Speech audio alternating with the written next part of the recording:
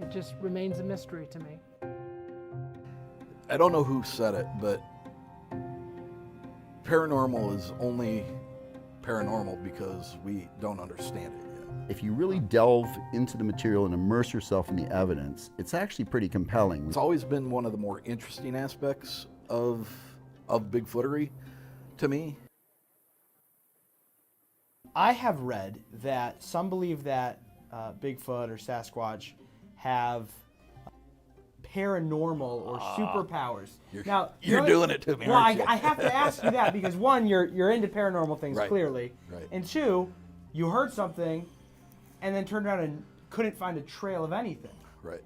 So I mean, what would you say? What do you think about that? Okay, so you're talking about the woo. That's what Bigfooters and people who are enthusiasts and interested in the subject, that's known as the woo. Okay. And the woo encompasses anything that is not really physical evidence, like footprints in the ground, castings. Right. Mind speak. I don't know who said it, but paranormal is only paranormal because we don't understand it yet. Huh. It's not necessarily something that is supernatural or like from beyond. Yeah. We just don't understand it. We're not familiar Now, with it. the U.S. military invested millions of dollars into a project when they started using people to remote view, Yeah. and they spent millions of dollars on this project because it's real and it works. So we know that psychic abilities exist. So can Bigfoot's mind speak? I don't think it's out of the realm of possibility. Can they affect how you feel when you're in their presence? I don't know if you guys were out in the audience when I was talking about the interview I did with a witch. Yeah, that was very interesting. And, infrasound is known in the natural world. Tigers create it with a very low frequency in their growl, and it's designed to scare you. Yeah. It makes you freeze. Yeah. That's part of their hunting. Yeah. They get the prey to not move, and it Yeah. becomes an easier target. Not necessarily saying that Sasquatch or Bigfoot use that because we're prey, but is more of an intimidation, I think, as more of an influence to get out of the area because that's where they are. That's what they call home. Right. Possibly that's a birthing area. They have young ones there. I mean, who knows? But yeah, I think there is something to the woo. And like you get the academics like Jeff Meldrum, and who's extremely well respected and has done a phenomenal job with the footcasts and stuff like that. And even Cliff Barackman from Finding Bigfoot, they rest on this wall of science. They lean against it pretty heavily because it's easy to back yourself up when you have proven science standing behind you. Mm-hmm. With the woo aspects of it, we can't really measure that. Mm-hmm. Mental telepathy doesn't leave a footprint Right. in the Right. ground. Something physical does. So how do you measure that? And I don't think you can. So I think that's why they stay away from discussing that kind of stuff. And you can't even really, I've had personal conversations with both, and you really can't even get them off the record to talk about it because they don't have a basis to stand behind it. But it's always been one of the more interesting aspects of Bigfootery to me. When did you kind of first believe in Bigfoot? UFOs kicked in at about 5. Bigfoot was probably between 7 and 8. years of age? I was about 9 years old. I grew up loving monsters, monster movies. I had a lot of exotic pets as a kid, snakes and alligators and things. And so when I found out about Bigfoot, when I was about 9 years old, I saw a TV show and it was just like something clicked inside me. And I was like, well, it's a monster and maybe it's an unknown animal, kind of combines everything that I love. So I've been on the trail for 45 years now. Based on recent surveys, about 82% of the population does not think there's any chance that Bigfoot could exist. Right. So only 18% of people think that it's even possible that this thing does exist. So we are in a minority. So I understand why people think that it, probably doesn't exist, even though everybody loves the idea of Bigfoot. Yeah. I mean, it's a cultural icon. We love it in everywhere. commercials, movies, those little cutout things that people put in their yard now. So what I can tell people is that if you really delve into the material and immerse yourself in the evidence, it's actually pretty compelling when you combine thousands of eyewitness accounts that are very consistent, Native American legends all over the continent that talk about a big, hairy, wild man, the Patterson-Gimlin film, which is really the only really convincing film footage we have, the footprint evidence. There have been hundreds of casts made of footprint impressions that are very consistent, Right. and things that look like Bigfoot actually did exist in the fossil record. They were called hominins, and for 2 million years in Africa, they were basically upright walking apes. They weren't as tall as Bigfoot. That's the only thing that doesn't really match up with the modern sightings of Bigfoot or Sasquatch. So if you consider all of that, it's actually, in my opinion at least, it's a pretty compelling body of evidence that they do exist. Yeah. One of the things I've heard a lot today is a couple of the speakers believe that it's primary to North America. Now, you do not believe that. Is that correct?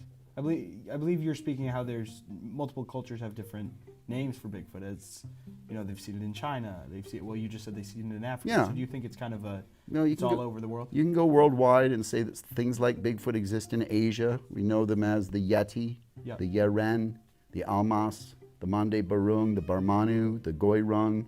In Australia, they're known as the Yowie or Yahoo. South America has the Ucumar and Mapinguari. I've investigated Bigfoot in Central America called the Sisamito. A lot of people don't know this, but there are sightings in Mexico and Central America. So Bigfoot doesn't stop at the border. Yeah. The sightings go all the way. So so that's another level of, where do we get all of these worldwide legends from different cultures that are separated and disparate, and they go back hundreds of years, and even thousands of years. If you go to ancient Babylon, there was a poem called the Epic of Gilgamesh, where they talk about a big hairy wild man called Endiku that runs with the animals. So, to me, it's intriguing, right? Yeah, it's very interesting. Now, there's also kind of a debate about the intelligence of Bigfoot. Obviously, it's a highly intelligent creature, but some would believe that it has supernatural or even paranormal skills. What are your thoughts on that? Well, again, looking at it scientifically and really zoologically, because as a cryptozoologist, I look through the lens of zoology at all of these mysteries. I'm a very open-minded person. I have friends that are involved in paranormal, supernatural research. I have friends that are UFO investigators. I find all of it fascinating and possible. Yeah.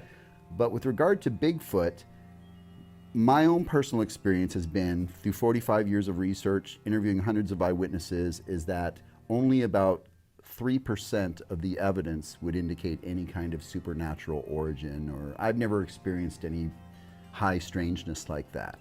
So in my own opinion, that is really the result of a sort of a sociological or cultural phenomenon with regard to Bigfoot. And not to be too verbose, but there's a human thing called apophenia. It's a psychological condition that we all unconsciously demonstrate. And what apophenia is it's an unconscious need for us as humans to find meaningful connections between things that are sometimes unrelated. Yeah. And with regard to the supernatural and Bigfoot, they're both iconic mysteries all over the world for centuries. And the way that our brains have evolved, some people find just this need to find that connection between Bigfoot and UFOs, or Bigfoot and the supernatural. And, many people are also very spiritual in nature. And there's a sense of a confirmation bias with regard to Bigfoot, because most of the people that I meet that think Bigfoot is supernatural are people that are already all in on the paranormal. Right. So they come from that background, that's what they're comfortable with, and they want to sort of connect that to their own Right. sort of experience. Right. Back when we were living out on the plains, and there was a fire ring, and we were sleeping around the fire and the open sky above us, and we were sleeping with one eye open because we didn't know what kind of predator Right. was going to come into the camp, or somebody had to stay up all night to make sure that the other members of the tribe didn't get taken by a wild animal or some kind of predator. That was a long time ago. We've had walls and ceilings and roofs and lockable doors and windows around us for a long time. And I think we've lost some of our senses. You know, not to say we had 6, 7, 8, 9 senses. I'm just saying the acuteness of our senses have been dulled because we don't need them anymore. You know, and I don't know if these things do exist, and I believe they do. If they're living out in the wild and they're having to, you know, I mean, there's no evidence that these things are creating any kind of household structures. You know, there's nesting areas, there's other places that kind of give the impression of it might be some kind of a lodge, but they're not structured housing. Right. You know, and there's no real evidence to show that these things are known to use anything more than maybe rudimentary tools. You know, we never hear about fires in the middle of the woods where there's nobody at. You know, we don't know that they're using fire. So I imagine that they have to be relying on their senses way more than what we do. Right. And they, quite honestly, if you're walking into a wooded area and they're there, they probably know way in advance that you're walking in. They probably hear their car door slam, you know, from a long, long way. And I've read a couple of papers that are talking about the light sensitivity, how little bit of light over like 1.5 miles away that they can recognize. Now, I don't know exactly how they know that, but I imagine it's all theories, but it's interesting stuff. Yeah. No doubt about it. It was pretty warm. I was sleeping in a hammock outside, and the way I remember it, I had the zipper on my sleeping bag open because it was so warm. One of the guys in our crew, because it wasn't just the family, there was other people that were from Texas with us. They came and kind of woke me up. They said, wake up, somebody's throwing rocks. So we're in a heavily wooded area in a campground.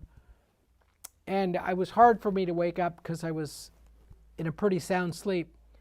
But I did wake up, and he said, somebody's throwing rocks. And so I'm trying to process this information, and then I hear a thud on the dirt, and I said, it really woke me up because I could hear it, that something was being thrown. Got out of my sleeping bag, and the impression I got was that somebody was throwing rocks from a good distance, and the impression I got, having played baseball, is that those rocks were coming in underhanded, like this, being lobbed like this, because you could see it as the rock was landing within the 5 feet. And it was interesting because it was dark out, and these rocks were landing very close to us but not hitting us. I had seen on In Search Of, the long defunct television series with Leonard Nimoy narrating, that one of the people that was interviewed on the show said something like ook ook, because that was a native language of Bigfoot or whatever. And I just remembered that. I never really gave it any thought, but I remember yelling out in the woods from the campground, ook ook. And then what came back was this long drawn out grr. You could just think of it with a G, a lowercase g with a bunch of R's, just grrr. And then it went quiet, and that was it. Everything stopped. No more rocks. We never saw anything. We never saw who was throwing the rocks. The next day, we went up to look, but as that stopped, I was still thinking that someone was playing a prank on us, so I surveyed our party, were we all accounted for?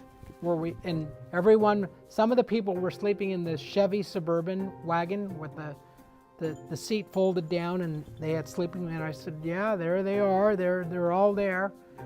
And so to this day in that area, I don't know what was throwing the rocks that were the size of about a baseball, but someone was throwing rocks, and I'm open to the possibility that it may have been a Bigfoot, because I don't know any other animal in the woods that could throw rocks. Right.